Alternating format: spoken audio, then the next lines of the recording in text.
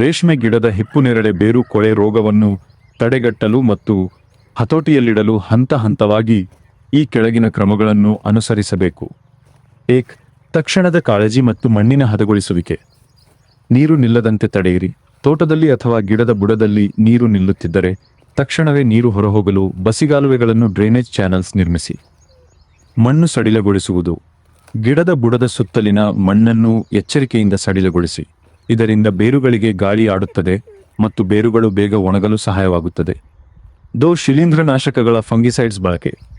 Copper oxychloride 3 gram ಔಷಧಿಯನ್ನು 1 litre ನೀರಿನಲ್ಲಿ ಬೆರೆಸಿ ಗಿಡದ ಬುಡದ ಮಣ್ಣಿಗೆ ಚೆನ್ನಾಗಿ ನೆನೆಯುವಂತೆ ಹಾಕಿ. ಕಾರ್ಬೆಂಡಾಜಿಮ್ 2 ಗ್ರಾಂ ಕಾರ್ಬೆಂಡಾಜಿಮ್ ಔಷಧಿಯನ್ನು 1 ಲೀಟರ್ ನೀರಿನೊಂದಿಗೆ ಕರಸಿ ರೋಗಪೀಡಿತ ಗಿಡದ ಬೇರಿನ ಭಾಗಕ್ಕೆ ಸಿಂಪಡಿಸಿ ಅಥವಾ ಬುಡಕ್ಕೆಣಿಸಿ. ಜೈವಿಕ ನಿಯಂತ್ರಣ ಆರ್ಗ್ಯಾನಿಕ್ ಅಂಡ್ ಬಯೋಲಾಜಿಕಲ್ ಕಂಟ್ರೋಲ್.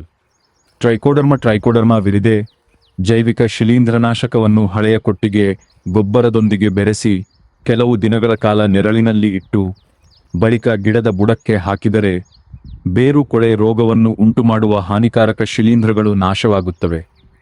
ಬೇವಿನ ಹಿಂಡಿ. ಪ್ರತಿ ಗಿಡದ ಬುಡಕ್ಕೆ ಸ್ವಲ್ಪ ಪ್ರಮಾಣದಲ್ಲಿ ಬೇವಿನ ಹಿಂಡಿಯನ್ನು ನೀಡುವುದರಿಂದ ಮಣ್ಣಿನಲ್ಲಿರುವ ರೋಗಾಣುಗಳು ಹಾಗೂ ಜಂತುಹುಳುಗಳ ಹಾವಳಿ ತಪ್ಪುತ್ತದೆ. ತೀವ್ರವಾಗಿ ಬಾಧಿತವಾದ ಗಿಡಗಳಿಗೆ ಮುನ್ನೆಚ್ಚರಿಕೆ. ಗಿಡವು ಸಂಪೂರ್ಣವಾಗಿ ಕೊಳೆತು ಒಣಗಿ ಹೋಗಿದ್ದರೆ ಅಂತಹ ಗಿಡವನ್ನು ಬೇರು ಸಹಿತ ಕಿತ್ತು ಹಾಕಿ, ಸುಟ್ಟು ಹಾಕಿ ಅಥವಾ ದೂರ ಮಣ್ಣಿನಲ್ಲಿ ಮುಚ್ಚಿ. ಇದು ರೋಗವು ಪಕ್ಕದ ಆರೋಗ್ಯಕರ ಗಿಡಗಳಿಗೆ ಹರಡುವುದನ್ನು ತಡೆಯುತ್ತದೆ. 5. ರೇಷ್ಮೆ ಕೃಷಿಗೆ ವಿಶೇಷ ಸಲಹೆ. ರೇಷ್ಮೆ ಗಿಡದ ಎಲೆಗಳನ್ನು ರೇಷ್ಮೆ ಹುಳುಗಳಿಗೆ ಆಹಾರವಾಗಿ ನೀಡುವುದರಿಂದ ರಾಸಾಯನಿಕ ಔಷಧಿಗಳನ್ನು ಬಳಸಿದ ಸಂದರ್ಭದಲ್ಲಿ ಕನಿಷ್ಠ 15-20 ದಿನಗಳವರೆಗೆ ಆ ಗಿಡದ ಸೊಪ್ಪನ್ನು ಹುಳುಗಳಿಗೆ ಬಳಸಬಾರದು. ಅಧಿಕ ಮಾಹಿತಿಗಾಗಿ ನಿಮ್ಮ ಹತ್ತಿರದ ರೇಷ್ಮೆ ವಿಸ್ತರಣಾಧಿಕಾರಿಗಳನ್ನು ಸೆರಿಕಲ್ಚರ್ ಆಫೀಸರ್ ಸಂಪರ್ಕಿಸುವುದು ಕೊಳೆ ರೋಗ ಮತ್ತು ಅದರ ಸಮಗ್ರ ನಿರ್ವಹಣೆಗೆ ಸಂಬಂಧಿಸಿದ ಹೆಚ್ಚಿನ ಉಪಯುಕ್ತ ಮಾಹಿತಿ ಇಲ್ಲಿದೆ. ಬೇರುಕೊಳೆ ರೋಗದ ಪ್ರಮುಖ ಲಕ್ಷಣಗಳು. ಸಿಂಪ್ಟಮ್ಸ್. ಎಲೆಗಳು ಹಳದಿ ಬಣ್ಣಕ್ಕೆ ತಿರುಗುವುದು. ಗಿಡಕ್ಕೆ ಬೇರಿನ ಮೂಲಕ ಪೋಷಕಾಂಶಗಳು ಮತ್ತು ನೀರು ಸಿಗದೇ ಇರುವುದರಿಂದ ಎಲೆಗಳು ಹಳದಿಯಾಗುತ್ತವೆ ಮತ್ತು ಕ್ರಮೇಣ ಉದುರುತ್ತವೆ. ಗಿಡ ಬಾಡುವುದು. ನೀರು ಕೊಟ್ಟಿದ್ದರೂ ಸಹ ಗಿಡವು ಬಾಡಿದಂತೆ ಅಥವಾ ಒಣಗಿದಂತೆ ಕಾಣುತ್ತದೆ. ಬೇರುಗಳು ಕಪ್ಪಾಗುವುದು.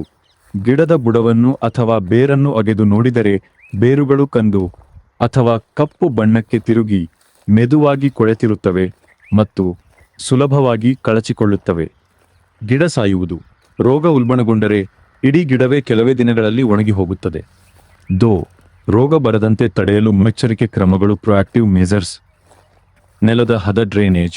ತೋಟದಲ್ಲಿ ಅಥವಾ ಗದ್ದೆಯಲ್ಲಿ ನೀರು ನಿಲ್ಲದಂತೆ ಬಸಿದು ಹೋಗಲು ಕಾಲುವೆಗಳನ್ನು ಮಾಡಬೇಕು. ಮಳೆಗಾಲದಲ್ಲಿ ಅಥವಾ ತುಂತುರು ನೀರಾವರಿ ಡ್ರಿಪ್ ಇರಿಗೇಷನ್ ಮಾಡುವಾಗ ಅಗತ್ಯಕ್ಕಿಂತ ಹೆಚ್ಚು ನೀರು ಹರಿಯದಂತೆ ಎಚ್ಚರ ವಹಿಸಿ. ಆಳವಾದ ಉಳುಮೆ. ಕಾಲಕಾಲಕ್ಕೆ ಮಣ್ಣನ್ನು ಹದಗೊಳಿಸುವುದರಿಂದ ಮಣ್ಣಿನಲ್ಲಿ ಗಾಳಿಯಾಡುತ್ತದೆ ಮತ್ತು ಬೇರುಗಳು ಆರೋಗ್ಯಕರವಾಗಿ ಬೆಳೆಯಲು ಸಹಾಯವಾಗುತ್ತದೆ. ಸುಣ್ಣದ ಬಳಕೆ. ಮಣ್ಣು ಅತಿಯಾಗಿ ಆಮ್ಲೀಯವಾಗಿದ್ದರೆ ಎಸಿಡಿಕ್ ಸಾಯಿಲ್ ಶಿಲೀಂಧ್ರಗಳ ಬಾಧೆ ಹೆಚ್ಚಿರುತ್ತದೆ.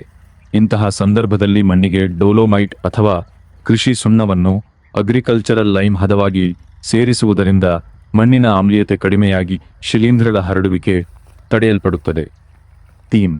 ಸಾವಯವ ಮತ್ತು ನೈಸರ್ಗಿಕ ವಿಧಾನಗಳು. Organic remedies. ಬೇವಿನ ಹಿಂಡಿ. ನೀಮ್ ಕೇಕ್. ಗಿಡದ ಬುಡಕ್ಕೆ ಬೇವಿನ ಹಿಂಡಿಯನ್ನು ನೀಡುವುದರಿಂದ ಮಣ್ಣಿನಲ್ಲಿರುವ ಹಾನಿಕಾರಕ ಶಿಲೀಂಧ್ರಗಳು ಮತ್ತು ಜಂತುಹುಳುಗಳ ನೆಮಾಟೋಡಸ್ ಹಾವಳಿಯನ್ನು ನಿಯಂತ್ರಿಸಬಹುದು. ಇದು ರೋಗ ನಿರೋಧಕ ಶಕ್ತಿಯನ್ನು ಹೆಚ್ಚಿಸುತ್ತದೆ. ಪಂಚಗವ್ಯ ಅಥವಾ ಜೀವಾಮೃತ. ಇವುಗಳನ್ನು ಗಿಡದ ಬುಡಕ್ಕೆಣಿಸುವುದರಿಂದ ಮಣ್ಣಿನಲ್ಲಿರುವ ಉಪಯುಕ್ತ ಸೂಕ್ಷ್ಮಜೀವಿಗಳ ಬೆನಿಫಿಷಿಯಲ್ ಮೈಕ್ರೋಬ್ಸ್ ಸಂಖ್ಯೆ ಹೆಚ್ಚಾಗಿ ಬೇರು ಕೊಳೆ ರೋಗವನ್ನು ಗಿಡದ ಬೆಳವಣಿಗೆ. ರೋಗವು ರೂಟ್ ರೋಟ್. ಸಾಮಾನ್ಯವಾಗಿ ಶಿಲೀಂಧ್ರಗಳಿಂದ ಫಂಗಿ ಉಂಟಾಗುತ್ತದೆ. ಅತಿಯಾದ ನೀರು ನಿಲ್ಲುವುದು, ಮಣ್ಣಿನಲ್ಲಿ ಗಾಳಿಯಾಡದೇ ಇರುವುದು ಮತ್ತು ಬಸಿಗಾಲುವೆ ಸೌಲಭ್ಯವಿಲ್ಲದಿರುವುದು ಇದಕ್ಕೆ ಪ್ರಮುಖ ಕಾರಣಗಳು. ಇದರ ನಿರ್ವಹಣೆಗೆ ಈ ಕೆಳಗಿನ ಪರಿಹಾರಗಳನ್ನು ಅನುಸರಿಸಿ. ತಕ್ಷಣದ ಕ್ರಮಗಳು. Cure and management. ನೀರಾವರಿ ಕಡಿತ. ತೋಟದಲ್ಲಿ ಅಥವಾ ಕುಂಡಲ್ಲಿ ನೀರು ನಿಲ್ಲದಂತೆ ನೋಡಿಕೊಳ್ಳಿ. ಮಣ್ಣು ಒಣಗಲು ಅವಕಾಶ ನೀಡಿ. ಹೆಚ್ಚು ನೀರಿಸುವುದನ್ನು ತಾತ್ಕಾಲಿಕವಾಗಿ ನಿಲ್ಲಿಸಿ. ಸೋಂಕು ಮುಕ್ತಗೊಳಿಸುವುದು. ಗಿಡದ ಸುತ್ತಲಿನ ಮಣ್ಣನ್ನು ಮೆದುವಾಗಿ ಸಡಿಲಗೊಳಿಸಿ ಗಾಳಿಯಾಡುವಂತೆ ಮಾಡಿ. ಶಿಲೀಂಧ್ರನಾಶಕ ಬಳಕೆ. ಕಾಪರ್ ಆಕ್ಸಿಕ್ಲೋರೈಡ್ 3 ಗ್ರಾಂ ಶಿಲೀಂಧ್ರನಾಶಕವನ್ನು 1 ಲೀಟರ್ ನೀರಿನಲ್ಲಿ ಬೆರೆಸಿ ಗಿಡ ಬುಡಕ್ಕೆ ಮಣ್ಣಿಗೆ ಹಾಕಿ.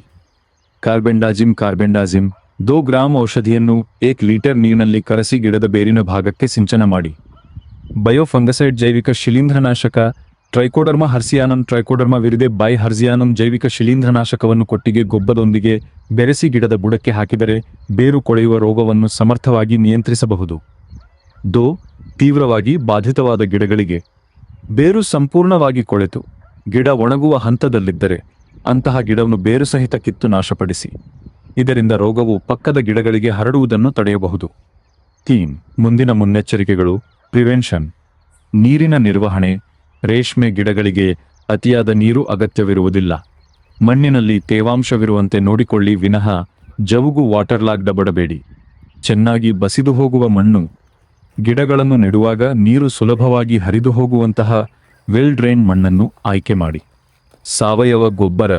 ರಾಸಾಯನಿಕ ಗೊಬ್ಬರಗಳ ಬದಲಿಗೆ ಹಳೆಯ ಕೊಟ್ಟಿಗೆ ಗೊಬ್ಬರ ಅಥವಾ ಎರೆಹುಳು ಗೊಬ್ಬರವನ್ನು ವರ್ಮಿಕಾಂಸ್ಟ್ ಬಳಸಿ.